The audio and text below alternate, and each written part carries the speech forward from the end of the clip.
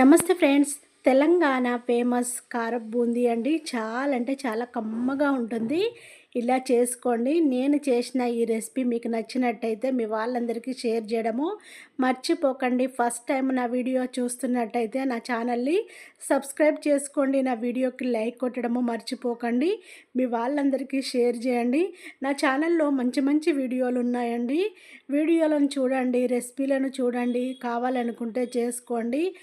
ఎవరైనా గెస్ట్లు వచ్చినప్పుడు కూడా చేసి పెట్టండి. చాలా ఇష్టంగా తింటారు.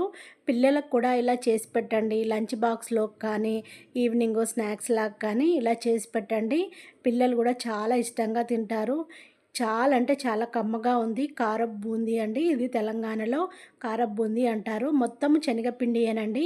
ఇందులో అస్సలు బియ్యపు పిండి కానీ, రైస్ కానీ కలపలేదు. పిండి పట్టించేటప్పుడు కానీ ఇందులోకి జల్లించుకొని ఒక బౌల్లోకి తీసుకున్నాం కదా, కొంచెము చిటికెడంతా వంట సోడాను వేశాను. ఒక పావు స్పూన్ అంతా సాల్ట్ వేసేసి వాటర్ పోసి పిండిని మంచిగా అంటే మంచిగా కలపాలండి. ఇలా మంచిగా కలిపితేనే బూందీ మంచిగా వస్తుంది. కరకరలాడుతూ చూడండి, ఇలా రిబ్బన్ లాగా చేయితో పోసేటప్పుడు రిబ్బన్ లాగా రావాలి. దోసపిండిలాగా పిండిని మంచిగా కలిపి పక్కన పెట్టేసుకొని స్టవ్ పైన ఆయిల్ పెట్టేసుకొని వేడి చేసుకోవాలి. ఆయిల్ వేడైందా లేదా అనేది కొంచెం పిండి వేసుకొని చెక్ చేసుకోవాలి.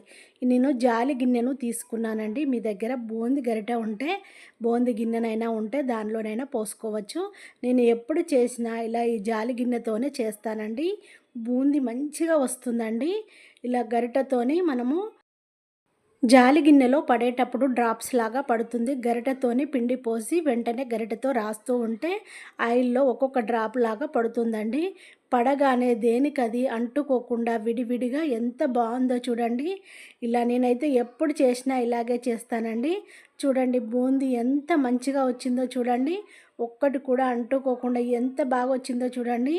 స్వీట్ షాప్లో కానీ, బయట బేకరీలలో కానీ మిక్చర్ బూందీ అమ్ముతారు కదండీ, అలా ఎంత బాగా వచ్చిందో చూడండి. ఇంట్లోనే మనమే చేసుకోవచ్చండి.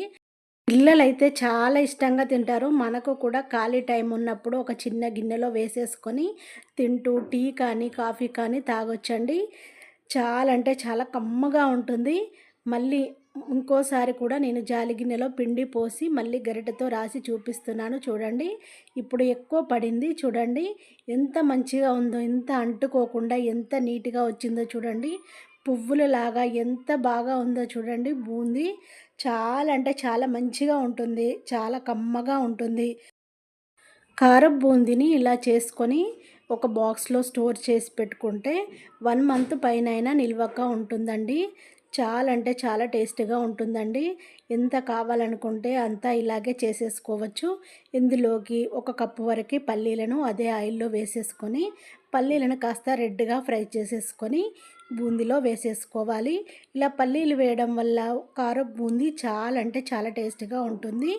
పల్లీలు ఇలా ఫ్రై అయిన తర్వాత అదే బూందీలో వేసేసుకోవాలి. నేను ఇందులోకి కాజు ముక్కలను కూడా వేసేసుకున్నాను. కొంతమంది ఏంటంటే కిస్మిస్ కూడా వేస్తారండి. కొంతమందికి కిస్మిస్ అంటే ఇష్టం ఉండదు. ఇలా నేనైతే కిస్మిస్ యాడ్ చేయలేదు. ఓన్లీ పల్లీలును కాజు మాత్రమే యాడ్ చేస్తున్నానండి. మాకు ఎక్కువ ఇలాగే ఇష్టము. మీకు నచ్చితే మీరు కిస్మిస్ని వేసేసుకోవచ్చు. నేను మాత్రం కిస్మిస్ని వేయట్లేదండి. బూందీ, పల్లీలు, కాజు, కరివేపాకు వేసేస్తున్నానండి. చాలా అంటే చాలా బాగుంటుంది. కరివేపాకును కూడా క్రిస్పీగా ఫ్రై చేసుకొని బూందీలో వేసేసుకోవాలి. నా వీడియోను చూస్తున్నారు కానీ లైక్ కొడతలేరండి. లైక్ కొట్టండి. నా ఛానల్ని సబ్స్క్రైబ్ చేసుకోండి. వెంటనే షేర్ చేయండి. నేను చేసిన ఏ వీడియోనైనా మీకు నచ్చితే వెంటనే షేర్ చేయండి. షేర్ చేయడము మర్చిపోకండి.